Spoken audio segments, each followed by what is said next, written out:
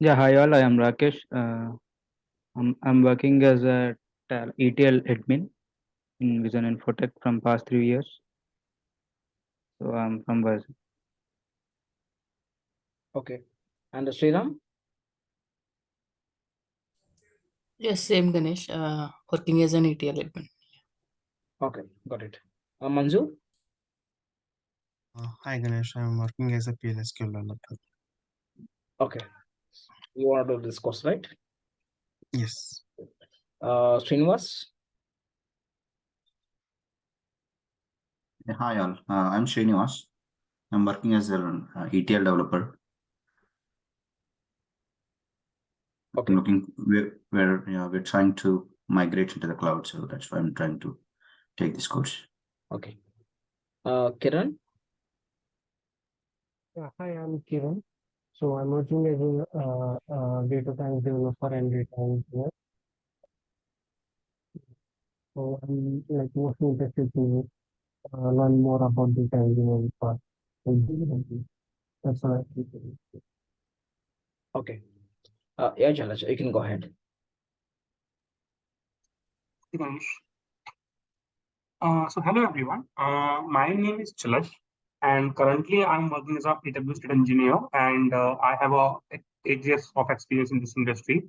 And I'm certified with AWS Certified Solution Architect, and I'm also certified with data analytics specialty of provided by AWS. And I'm going to take a course for you on technical sides.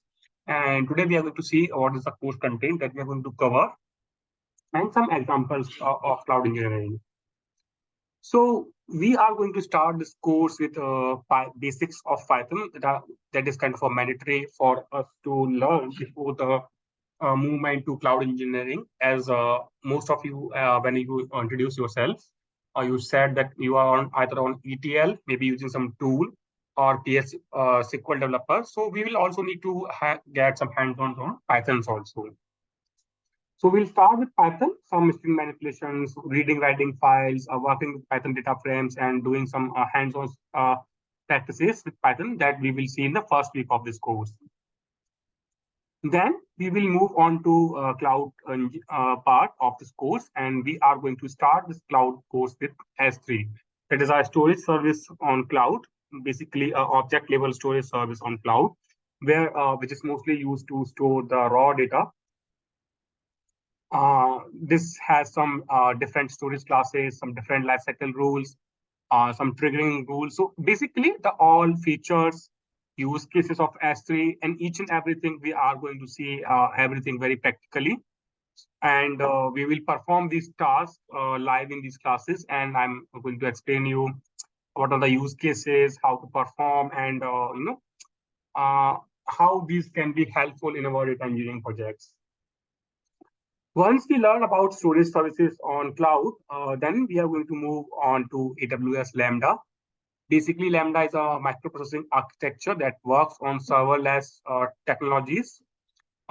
If I say in very easy language, we can write Python codes, or like it supports Node.js, .NET, and many other languages. So if I talk about Python, we can write Python codes to automate the things in clouds, daily ad hoc tasks, daily occurring tasks, frequently doing tasks, we can automate with the help of AWS Lambda functions. And Lambda functions are kind of a very important part of this cloud engineering work.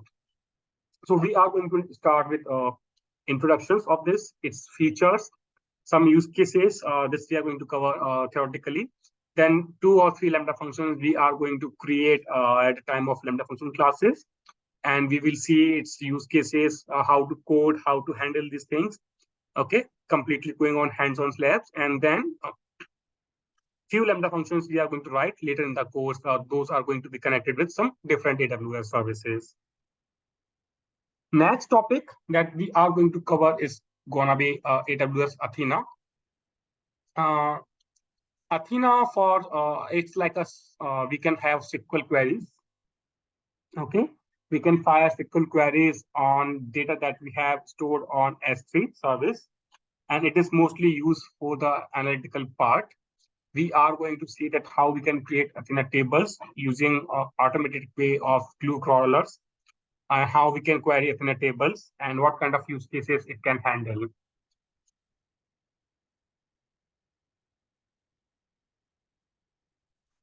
Guys, can you hear me?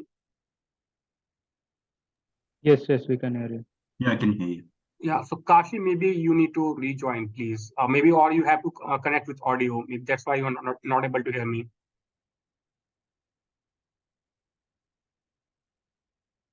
So yes, moving ahead, we are going to learn AWS Glue. So AWS Glue is a heart, or you can say heart of a data engineering projects on ETL. Basically, this is a AWS Glue is used to perform ETL. Okay. This glue works on two different shells, that is a Python shell and a Spark shell. We are going to explore both of these shells.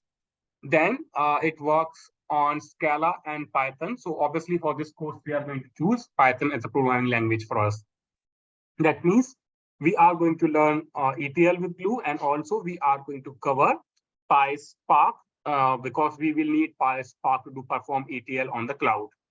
So in this Glue part, we are going to see Glue data catalog, Glue notebooks, Glue on the Python shell, Glue on the Spark shell. I'm going to show you like all the Python syntaxes, not all, actually most of the PySpark syntaxes we are going to cover here. How to use PySpark and how to compare PySpark with SQLs, and how to execute SQL queries on PySpark, like the SQL queries that we normally execute. Same SQL queries we can also execute on the PySpark. So we are going to see the differences, how we can type the PySpark syntaxes, how we can type SQL syntaxes, and what is the difference between those two syntaxes, how to use them, and how to use AWS Glue for your ETL work. How in real time, basically all the services that we have seen till now, S3, Lambda, Athena, Glue, are actually used, and how the services are actually interconnected with each other to create a complete data pipeline. So data pipeline is nothing but a combination of multiple services. Like we will store our data on S3, we will use AWS Lambda for our orchestration purposes, we might use AWS Glue for our ETL tasks, we might use some data warehouse, that is Redshift. Okay, that is Redshift for storing data for analytical purpose. And we are going to see how we can compare Athena and Redshift, because these two are the tools that we can use for our analytical purpose. So we are going to see the differences between Athena and Redshift. Okay, like when to use which service. So in Redshift also, I'm going to show you how to manage workload management, how to fire DDL and DML queries in Redshift, what is the core structure, how we achieve parallel programming in Redshift, what is Redshift Spectrum, what is the use case of Redshift Spectrum, and how practically we can connect Redshift Spectrum service with some of the sources, how data is encoded or compressed on Redshift, how it helps to reduce the query runtime, how we can push the data inside Redshift, how we can unload the data from Redshift, and how we can optimize or optimize the storage on the Redshift, optimize the queries on the Redshift, design the tables for the future queries, predict the future queries. So those are topics that we very much use in real times. We are going to see here in this course. That also includes sorting styles in Redshift, this partitioning in Redshift. These each and everything we are going to see, and how we can create stored procedures, user-defined functions in Redshift. Those also we are going to see here. Then next topic is actually Amazon EMR. EMR is actually a Hadoop implementation. Okay, EMR is basically a Hadoop implementation on cloud. So if you guys have heard this term Hadoop, it's it will be actually going to help you. If you haven't, I will just brief about Hadoop, what is Hadoop, how it works. And I'm going to show you how we can launch Hadoop clusters on EMR, and how big data analytics can be solved on Amazon Cloud, or in this data engineering world, how we can use EMR clusters to solve our big data. And EMR also is actually running a Spark code or PySpark code. So we are actually going to compare AWS Glue with EMR, like in which use cases we should go for AWS Glue, and in which use cases we should use Amazon EMR services. We are going to see EMR Studio, serverless EMR, and some hands-on demo on the EMR systems. Then we are going to launch, we are going to learn completely new thing, that is a NoSQL database. And Amazon has DynamoDB as a NoSQL database. We are going to compare NoSQL with a traditional SQL databases. In which use cases maybe we should go for SQL databases, in which use case we might use a data warehouse like Redshift, or in which use cases we might choose a NoSQL DB like DynamoDB. Sorry. Yeah. So in this, first of all, we will understand the use cases. See, one thing I am going to tell you, in cloud engineering, it is not important that you know what. I mean, you might know what is Glue, you might know what is Athena, but when you go for interviews or when we work in real-time projects now, it is more important to understand the services, and it is more important to learn and understand the use cases. Like, not every service is going to fit in all the use cases, and neither you can say that SQL DB is wrong and DynamoDB is right, or nor you can say DynamoDB is right and SQL DB is wrong. So nothing like that you can say. Every tool, every technology has its own use cases. If you understand its use cases, if you understand its features, then you can clear any of the interviews. So I will say it's more important to know use cases. Why DynamoDB? Why Redshift? Why Glue? Not instead of what is Redshift, like most of the people knows, but why Redshift only? That is the most important question to, or you can say more important question to answer. Yeah. Once we complete these core topics of technologies in cloud engineering, this is going to cover your data warehouse, database, NoSQL DB, ETL tool, storage tool, orchestration tool, and some other services. We are going to see some of other of the services such as RDS engines. What are the RDS engines? We are actually going to cover a complete Kinesis family. That means Kinesis data streams, Kinesis data firehouse, Kinesis data analytics. So this Kinesis service is actually built for your live data processing, and we are going to see this live data processing with help of Kinesis. We are going to learn KMS as a service, Secret Manager as a service, CloudWatch as a service, CloudTrail, SNS, all the services we are going to see practically also. These are some helping, useful and small services that we are going to cover side by side in this course. So as and when we require this service, I am going to actually, convey the detailed descriptions about these services. So once we have covered our all the topics, all the services, we have seen lot of hands-on demo. We are going to finish this course with 2 projects. Okay. One is going to be a mini project, kind of you can say a project that is completely built on Lambda. We are going to write some AWS Lambda functions to perform kind of a ETL task, connect with Amazon recognition service. Recognition is actually a machine learning services that helps you detect, that helps you do image reduction. Okay, object detection, you can say. So we are going to work there, and 2 or 3 Lambda functions we are going to write there to create a small data pipeline that's going to start from S3, and automatically it's going to perform all tasks and going to push the data on S3 files again in the Parquet file format. Then the final project, that is you can see our major project that we are going to cover. This is real-time replica of any production project, you can say, in which we have a proper data pipeline created that starts from S3. Whenever the file comes on the S3, that pipeline starts. We read the raw data from the S3 services using AWS Glue service. We do transformations, all ETL work on the AWS Glue using PySpark code. Okay. And then we push this data into Redshift automatically, not by manual commands. In this, we will see how we can do troubleshooting and monitoring of this complete project, or what are the points that we have to make sure that it is code it correctly. And we will see how we can validate and analyze the data on Redshift. In this, we are also going to connect our AWS Glue code to DynamoDB for the logging purpose. So we are going to use DynamoDB for the logging purpose in this project. We are going to connect our AWS Glue code with SNS service, send the emails in case of any failures or issues in our data pipelines. So this is going to be all of the content in this course. So if I will take a pause here, if you guys have any questions. Duration of the course?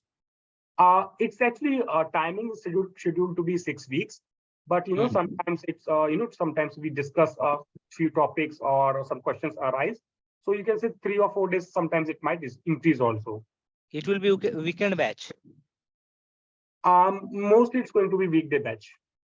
Weekday batch. Yes. So every day 1 hour. Yes. Okay.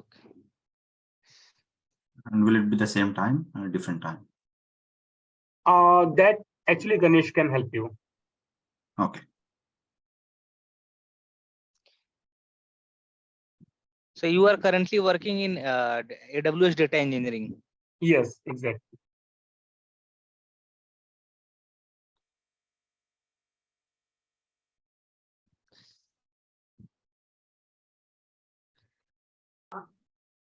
Do we cover any topics, any concepts from the EC2? No, EC2 is actually not required for data engineering, but if you want to know about EC2, I can actually help you there. Okay, thanks. But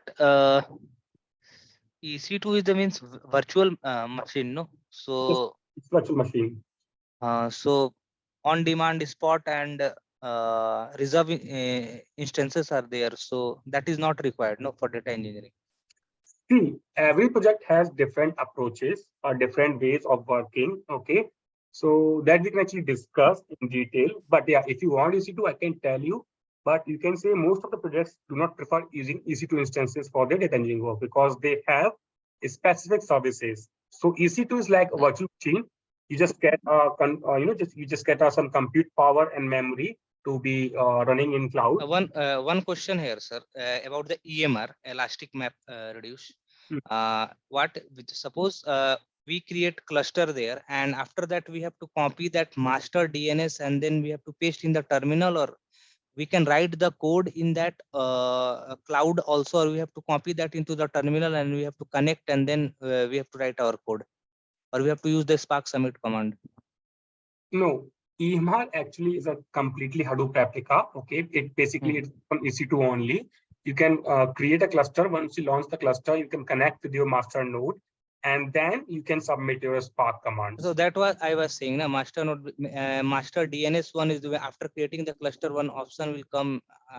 We have to copy that and we have to connect to your master, and then after that we can write our code on that Spark to -submit.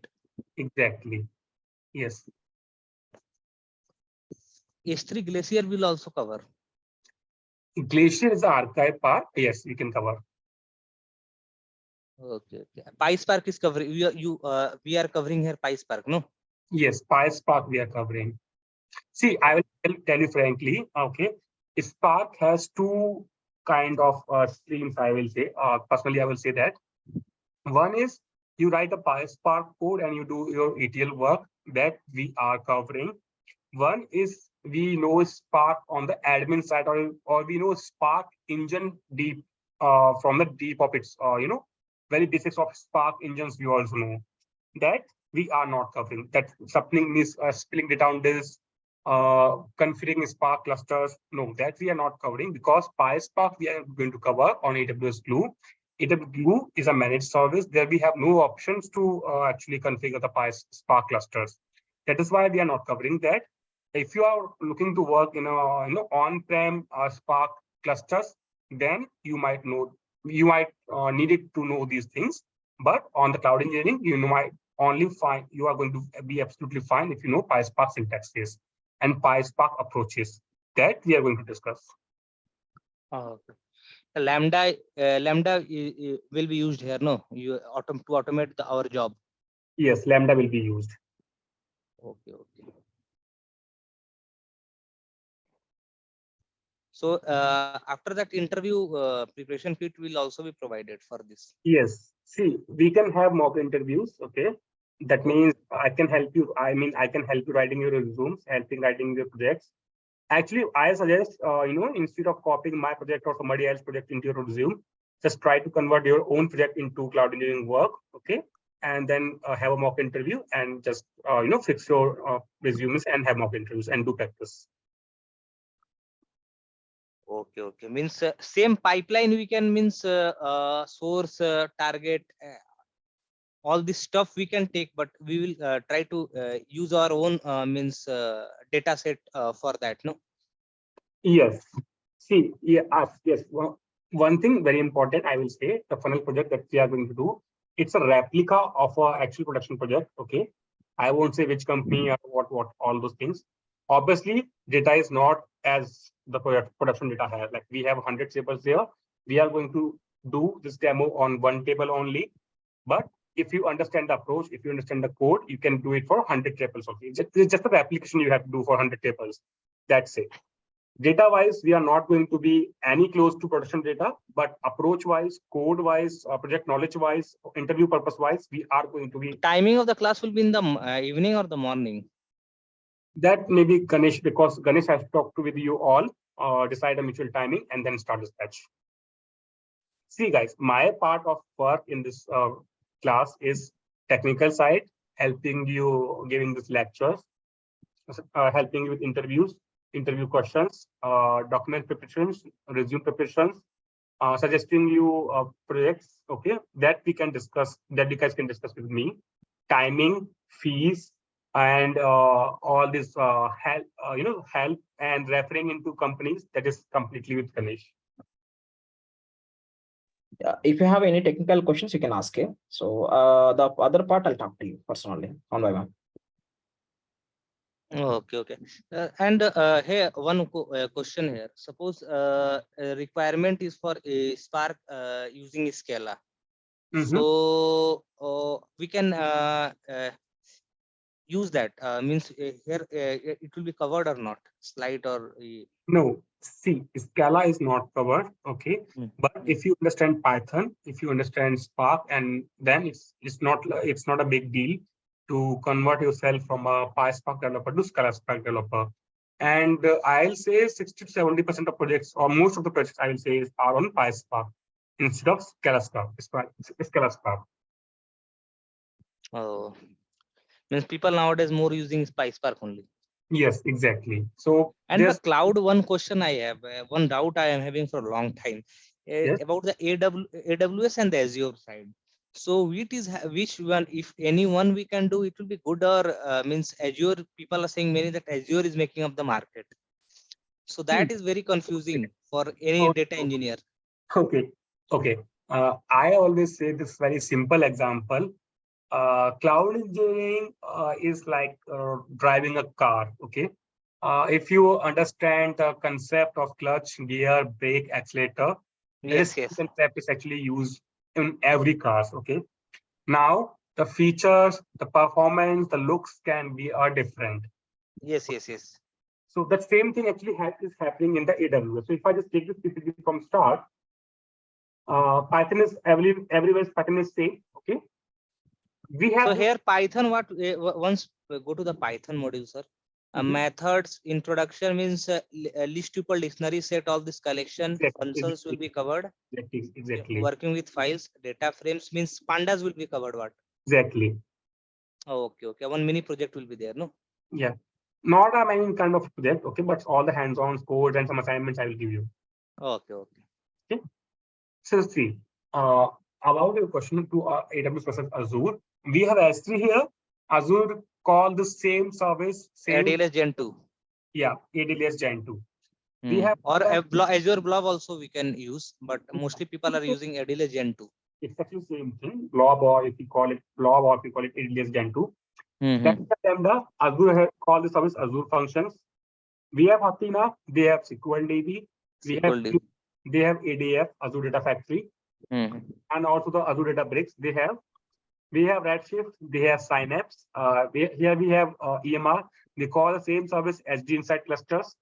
we have DynamoDB, we have Cosmos DB. So like this, each and every service is kind of a replica on different clouds, be it Azure, AWS, or GCP. Once you learn the AWS, once you master yourself in AWS, see, I will say in this course, I will be frank, you are not going to become a data engineering master. Okay. Yes, sir. All it's going to happen is we are going to get all the details, knowledge, concepts to start your career in the data engineering, because it will need a lot of practice and time from you guys. I'm not going to make you a perfect data engineer. That is not going to happen. I'm just going to make you perfect with your concepts. If you practice, you are going to become perfect data engineer. Okay. Once you are confident with your AWS skills, if one day you take any Udemy course, okay, if you just compare these things, you can also write on your resume that you know Azure also. So there's no what I'll say, there should be no confusion between the guys who are trying to learn some cloud, be it Azure, be it Amazon. If anyone you learn, it's fine. These questions that AWS is capturing the market or Azure is capturing the market, it's such a brand. Which brand is dominating the market? Okay. So even Azure is dominating the market. In 15 days, if you understand data engineering, if you understand cloud, in 15 days, you can move to Azure also. Yes, But yes. if you learn Azure, in 15 days, you can switch back to your AWS mode also. One question, sir, I have also. Suppose there is S3 bucket is there, or EMR is there, Elastic MapReduce. So that services that are there, so manually means as a data engineer, we are not creating that, no, S3 bucket or either EMR clusters there. Mainly it is a part of DevOps, no, or admin team or platform team. Exactly, you can say. I mean, yes, exactly. See, this also you have to understand in a very good manner. That what is the responsibility of data engineer? Okay. Now in cloud, we also have the responsibility of networking and security. We are not covering that part because that is completely work of a network engineer. We have no idea about IP config or the networking, routing, subnetting. We have no idea about those things. Okay. Then the concepts of securities, authentications, we have no idea about that. Then we have some DevOps Git configurations, DevOps, or CI/CD pipelines. So understand your requirements, understand your responsibility, learn your part of site, and then start your career. Our main work is means doing the ETL stuff, and second one is doing the business, writing the business logic. Exactly. So on day-to-day basis, if I tell you about my project, like right now also I'm working. Okay. Day-to-day basis, I interact mostly. So what is your sorry for asking that, but what is your name on LinkedIn, sir? Jalaj. I think I introduced it. Jalaj. Jalaj. Jalaj. Jalaj full name? Sisodia. Jalaj Sisodia, no? Yes. Okay, sir. Okay. See, I was saying most of the times you have to interact in your day-to-day work on S3, Glue, and Redshift. If you understand DC services, you are good to go in any cloud engineering work. Which was S3, Glue, and Redshift also. Okay, okay, sir.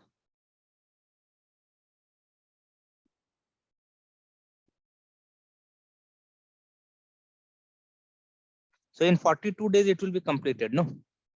Around, yeah. Not 40 days, 30, 35 days, 35 hours of training it will be. And don't worry, even after that, I will be there supporting you with your interviews, help, and questions. But yeah, I will be supporting you if you have some issues or doubts or questions. I said but because I'm not going to help you writing your own logics or codes. I can help you, I can provide you push, I can clear your doubts anytime, even after the completion of this course. But if you come back to me that, please write me this code, obviously that's not going to happen. If you're writing a code, if you're stuck somewhere, I am going to help you. Okay, sir. No need to solve, sir. You can call me by my name. Okay, okay. Jalaj. Yeah. Okay. Let's follow corporate rules. Yes, yes, no problem. Any other questions? Anyone else? Yeah, Jalaj, is there anything discussed relating the big data or Hadoop related? Yes, it's EMR and see, big data Hadoop actually we are not going to cover. Okay, I'll be from that side. If you know Hive, Pig, Scoop, and all those things, it's just the same on EMR. I'm not going to cover Pig, Hive, and all those things. Okay, because that is not part of this course. How Hadoop can be implemented on this AWS cloud, that we are going to discuss. That is our EMR services. Okay. So But for that, one question. This EMR, there's a cluster we created on there, and you tell that we'll connect to the master node. That master DNS option is there. We'll copy that, and with that link, and we'll paste into our terminal. So for that terminal, will use the Cloudera or any other stuff? Depends. See, it depends on the project, what they prefer, what they choose. We are going to use Protigen. Protigen, no. Yes.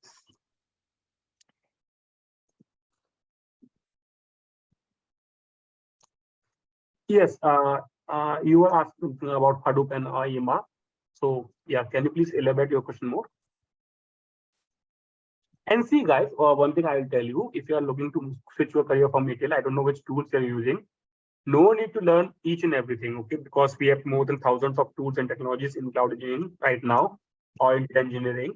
So you can't learn each and everything. You just have to prepare concepts, okay? That means you should know what a database or a data warehouse, what is ETL means, and what is NoSQL DB, okay, and what is cloud engineering and how it benefits you. If you understand these concepts, any tool and technology from any vendor, you can learn and adapt to it. So you should have adapting feature also in your side. So it's not like that once you complete this course, you will become a complete data engineer. In future, you might have to adapt to new technologies, and you might have to learn some new technologies. And I mean, like I'm working in these areas from last many few years, okay. And still every day I'm, I have to enhance myself and I have to learn about some new technologies. So there's no escape from that. The Spark architecture, everything will be covered here. Generally, Spark architecture, yes, it will be covered.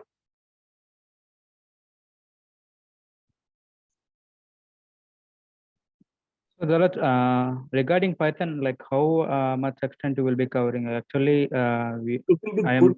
It will be good enough to get you starting on the data engineering, or I will say get you complete all of your tasks on data engineering. If you are looking to write Spark code in the view of web development, oops, no, we are not covering that. So is there any scripting involved in this, like Python scripting or shell scripting? No, it's not scripting. I will say it's a programming. I will say. Okay. If you know C, Java, something like that, something same we are going to achieve here in Python. Mm-hmm.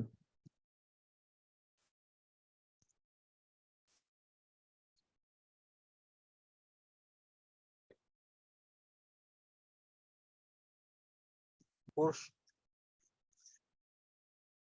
Yes, please. Some more questions. We have around 8 to 10 guys. Please don't hesitate. Ask your questions.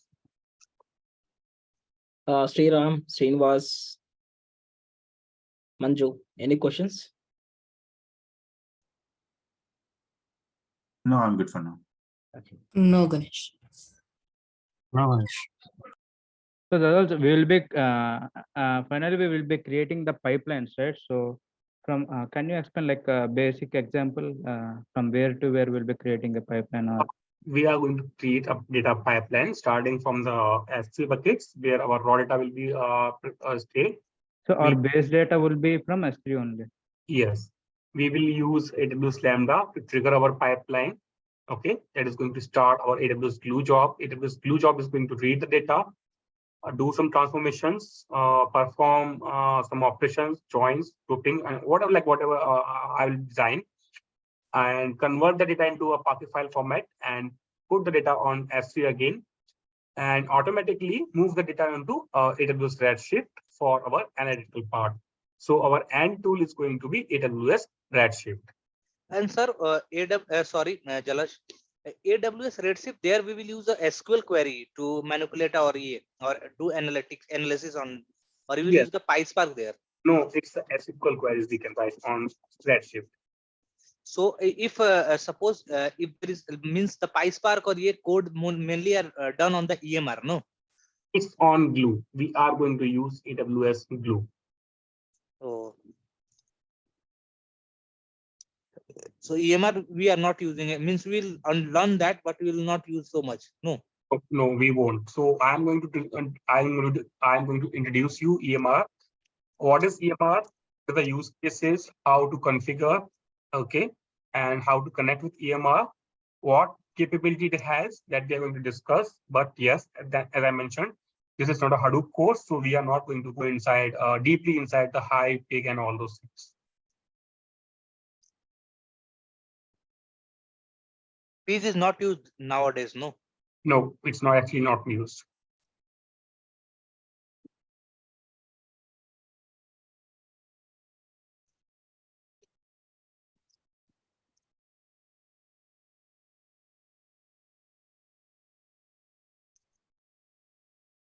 Anything, Bhaskar, from your end?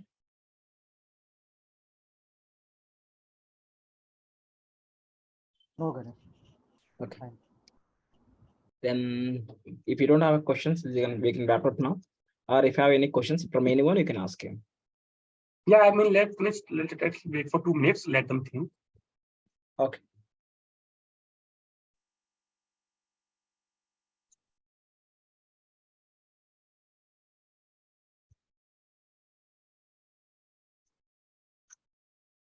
We have to create our own AWS account, no, for this Yes. practice purpose. Yes, so this is actually one good point. You all have to create your own AWS account, and even though you will be creating a free account, but you can expect a charges around 300 to 400 rupees INR. Oh, so we can use and you can terminate the services, no? Yeah, even if you use and terminate, still it's going to be cost you around 300 to 400 rupees.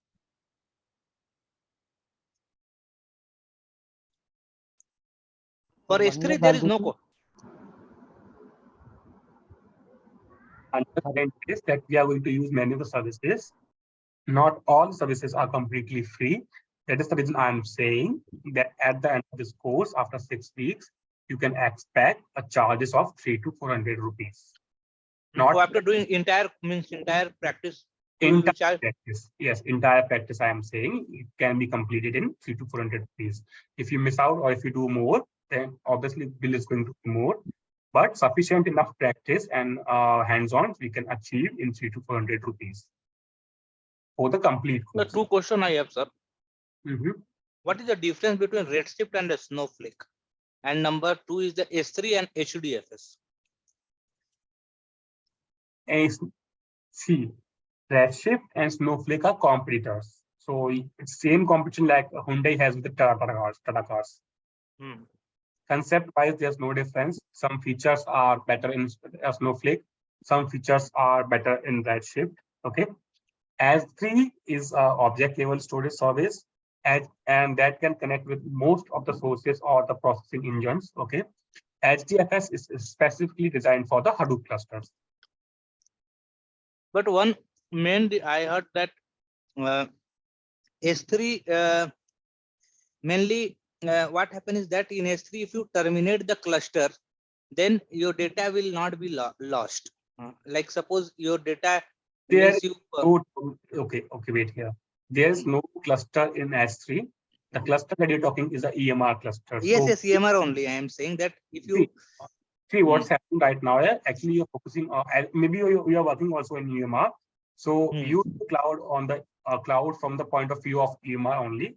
That's why these confusions are there, and that's why I say it's more the cloud engine is not about what is EMR or what is S3. It's more about why EMR and why S3 and why Glue. Like you should have this question that why I should use EMR only for my ETL task.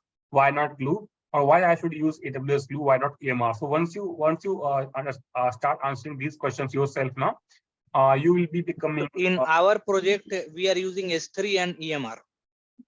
Exactly. That's the thing. So now you never ask your question. Now you never ask this question like why EMR? Why not? So when the day you ask this question, then you will you will be seeing this cloud engineering or this engineering from a better point of view. So right now, your all focus is currently on EMR and S3. That's why you are having these doubts. You're not understanding what is EMR, you're not understanding what is S3 and its use cases. I'm not saying that your project is doing something wrong. That is what I said in the start. There's nothing wrong or right. It's very specific to use cases. So every project, every client, or every specific purpose person has different use cases. So according to those use cases, we have to understand those use cases and answer the skill or technology that we can use, and that we will learn in this course. But I have seen one interview questions in LinkedIn. They asked the difference between S3 and HDFS. So yeah, recently I saw, that's why I asked that question to you, a difference between S3 and HDFS. Wait, I'm not saying your question is wrong. I'm just saying right now your basics are not clear. So that's what I said. S3 is an object level storage that can connect to any of the processing engines or source or target. Okay. HDFS is very much specific. Used with the MapReduce only. Yes, it's very much specific to EMR only. It cannot be used with AWS Glue or any other services.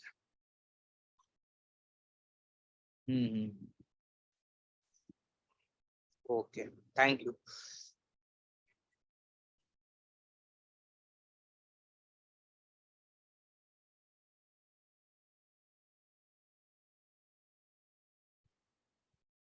Assignment will also be given, Salaj.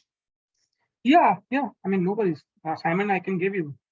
See, actually, I'm doing these classes from last almost a year or two, and I have given assignments, and nobody ever came back to me with the completion of those assignments. Like in starting, everybody's actually excited, but yeah. The course is also very big five, and everybody is working here, so it is difficult to do the assignment. Exactly, that's what I'm saying. But yeah, if you are looking for assignments, I can give it to you. I mean, solve it. It's actually better. Okay.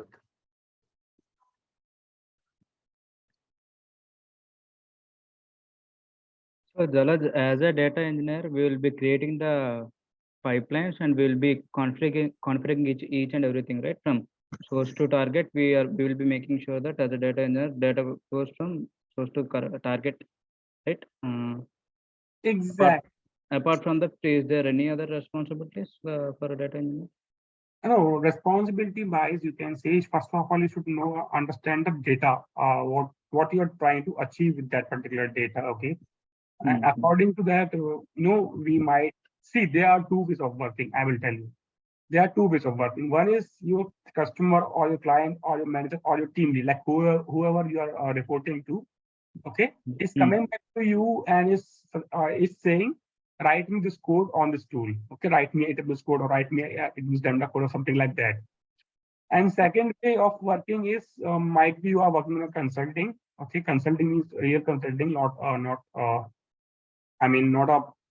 typical.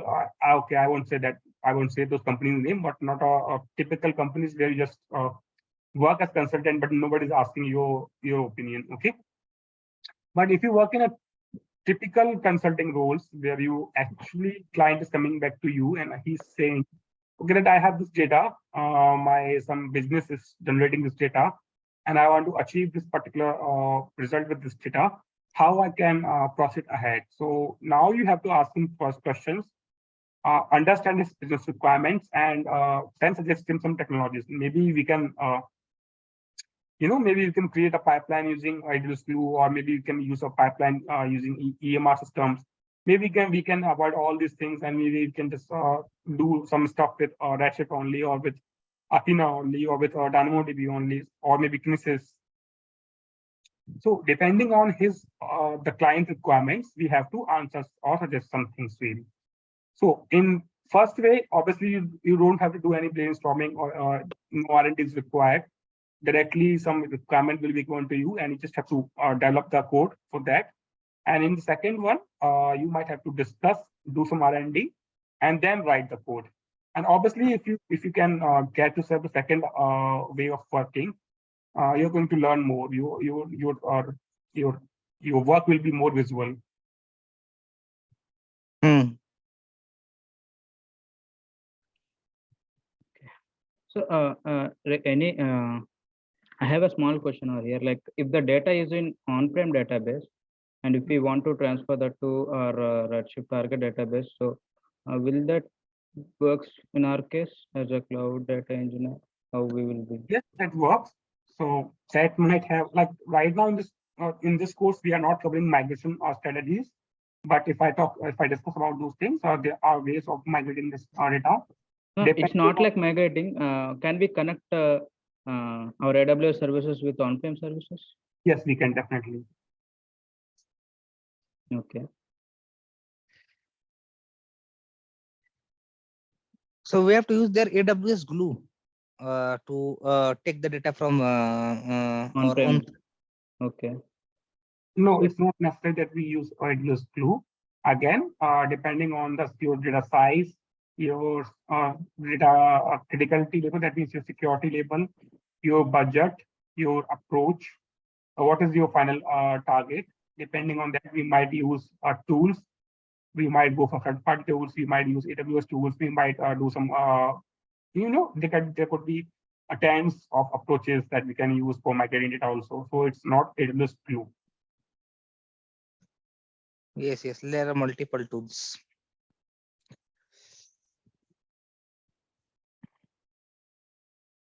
So mainly, what will be our source here?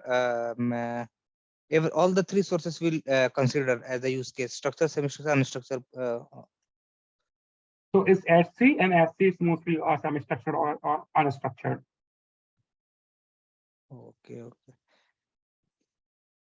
And one more question, sir. Scoop is mainly, I think, Scoop is mainly used for the structured source only. No, mostly it is used to import from MySQL or Oracle.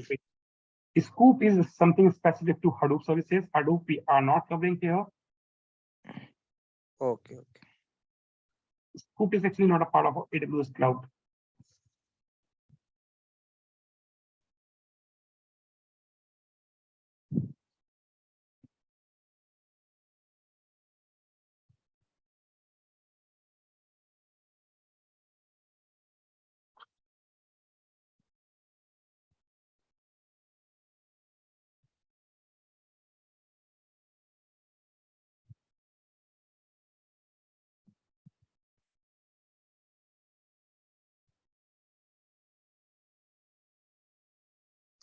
So when the class will start, from which date?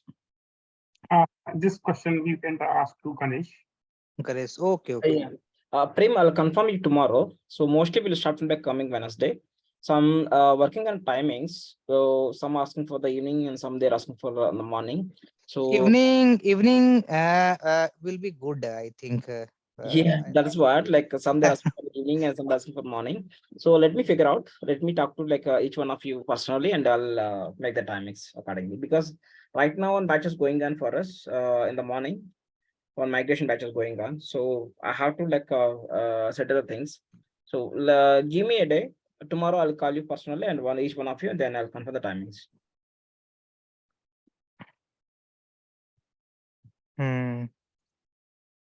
So based on majority of the people availability, then we can have a classes on the same.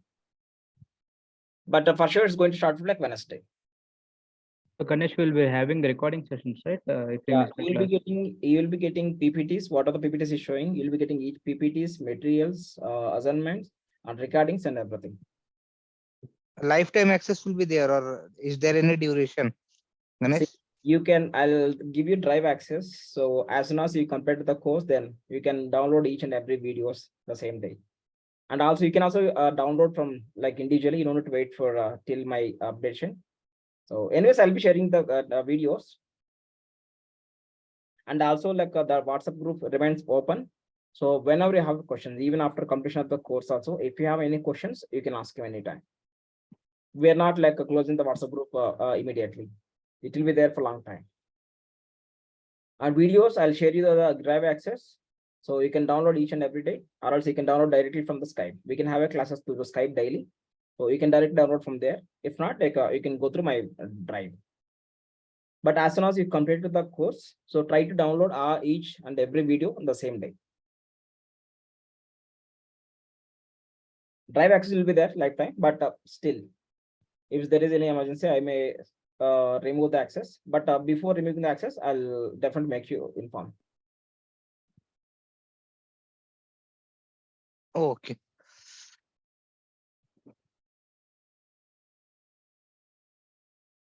So any questions for me? I will talk to you, Ganesh. I have some queries. So Yeah, sure. You can. I'll personally connect you. Yeah, tomorrow we can connect. Tomorrow morning Okay. we can have. Okay. Okay. So that's what I'm saying. Like I'll talk to you each and one of you personally. Mhm. But Rakesh, any questions for me? Rakesh, Sriram, Srinivas, Bhaskar, Manju. Any questions for me? And one more, Jalaj, one question. Up to what level SQL is required here? Means, hello. If you know SQL, it's actually very, very good because SQL, it's kind of you can say SQL was there, and it is there, and it might be there in future also. So you should know SQL. Up to advanced level. That depends. We are not going to use SQL too much. Okay. Hmm. To use SQL too much in this code. But if you get some project in real time and if they give you such requirement and like write an analytical query on Redshift, then obviously it's a SQL you have to write. Okay. Okay. This AWS account that will be created, that will be enough for this course. No, any other thing we don't have to use. No, apart No. from this AWS, all the yeah. No, only AWS is fine. AWS and Anaconda. Okay. Okay.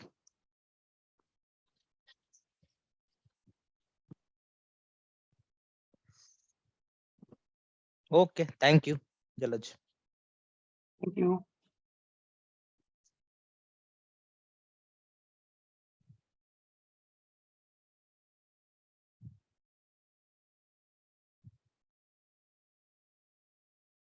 So if you don't have questions, then we can wind up now.